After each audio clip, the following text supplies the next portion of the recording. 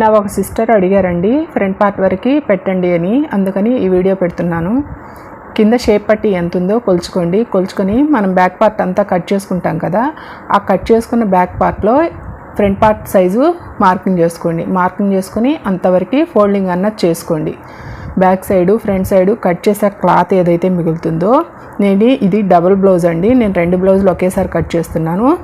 ఇలా ఓపెన్స్ అన్నవి మన సైడ్ పెట్టుకోండి. మన సైడ్ పెట్టుకొని దాని మీద మిగిలిన క్లాత్ మీద ఇలా క్రాస్గా పెట్టుకోండి. బ్యాక్ పార్ట్ అన్నది గమనించండి, నేను బాగా క్రాస్గా పెట్టాను. స్టడీగా పెడితే అది క్రాస్ కటింగ్ అవ్వదండి. ఇదిగో ఇలా పెడితే అది నార్మల్ కటింగ్ అవుతుంది. అలా పెట్టకుండా క్రాస్గా ఈ విధంగా మార్కింగ్ చేసుకోవాలి. అప్పుడే పర్ఫెక్ట్గా వస్తుంది షేపు క్రాస్ కటింగ్కి. ఇక్కడ క్లాత్ తగ్గింది, నేను ఎక్స్ట్రా క్లాత్ అన్నది తర్వాత యాడ్ చేసుకుంటాను. సేమ్ యాజ్ ఇట్ ఈజ్ ఎలా ఉందో బ్యాక్ పార్ట్, అదే విధంగా ఫ్రంట్ సైడ్ పార్ట్కి కూడా మార్కింగ్ అన్నది చేసుకోండి. ఇదిగో మొత్తం అంతా సేమ్ టు సేమ్, ఇంకా ఏం మార్పులు అన్నది లేకుండా మార్కింగ్ చేసుకోండి. ఈ విధంగా మొత్తం అంతా మార్కింగ్ చేసుకోవాలి. మార్కింగ్ చేసుకున్నాక చిన్న చిన్న టిప్పులు ఉన్నాయండి, చెప్తాను. వీడియోనైతే స్కిప్ చేయకుండా చూడండి.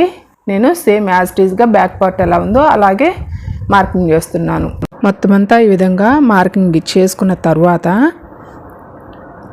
బ్యాక్ పార్ట్ కన్నా ఫ్రంట్ పార్ట్ నెక్ అన్నది వెడల్పు తగ్గాలండి. తగ్గితేనే, ఇంకొక మాట, ఫ్రంట్ సైడు డీప్ నెక్కులకి ఎప్పుడు రౌండ్ తీయద్దు. నేను ఇక్కడ 2 అంగుళాలు మార్కింగ్ చేసుకొని క్రాస్ అన్నది తీసుకుంటున్నాను. క్రాస్ అన్నది క్రాస్గానే తీయండి, అంటే స్ట్రైట్గా తీయొద్దు. ఇదిగోండి నెక్ దగ్గర చూసారా, నేను జస్ట్ 1/2 ఇంచు లోపలికి మార్కింగ్ చేశాను. చంక దగ్గర వచ్చి ఒక 1/2 ఇంచు లోపలికి రౌండ్ తీయండి. అప్పుడే ఫ్రంట్ పార్ట్ అన్నది పర్ఫెక్ట్గా వస్తుంది. గమనించండి, డీప్ నెక్కులకైతే మాత్రం అస్సలు ఫ్రంట్ సైడ్ నెక్ అన్నది రౌండ్ తీయొద్దు. తీస్తే మాత్రం షోల్డర్ అన్నది జారిపోతుంది, చెస్ట్ కనిపిస్తుంది. డీప్ అయ్యే కొంది కొంచెం క్రాస్గానే తీయండి ఫ్రంట్ సైడ్ నెక్. అదే పైకి పెట్టుకున్నాం అనుకోండి, 5:30, 6 లోపు వరకు అయితే నీట్గా రౌండ్ తీసుకోండి. ఫ్రంట్ సైడ్ ఇబ్బంది లేదు. 6:30కి మించి ఇంకా కిందకి డీప్ తెగే కొంది మాత్రం ఈ విధంగా నేను చూపించినట్టు క్రాస్గా కట్ చేసుకోండి. అప్పుడే నెక్ అన్నది పర్ఫెక్ట్గా కుదురుతుంది. ఇదిగోండి చూడండి, పై వరకు అయితేనేమో నేను రౌండ్ తీశాను,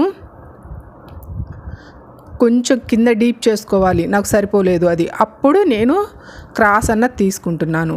గమనించి చూడండి, మీకు అర్థమవుతుంది. వీడియో నచ్చితే చిన్న లైక్ చేయండి. అర్థమైందా? ఈ విధంగా క్రాస్ తీసుకోవాలన్నమాట. ఇప్పుడు వచ్చేసరికి మనం ఇక్కడ ఉక్సుల సైడ్ చూసుకోండి, కాజా సైడ్ చూసుకోవద్దు. ఎంత ఉందో కొలుచుకోండి. టక్స్ వరకు ఎంత ఉంది, 2.5 ఉంది నాకు. 2.5కి ఈ విధంగా డాట్ పెట్టుకోండి. షేప్ వచ్చేతలకి వాళ్ళ సైజుని బట్టి 2.5 అయితే 2.5, 3 అయితే 3 మార్కింగ్ చేసుకొని ఈ విధంగా టక్స్ అన్నది నేను యాడ్ చేసుకుంటున్నాను.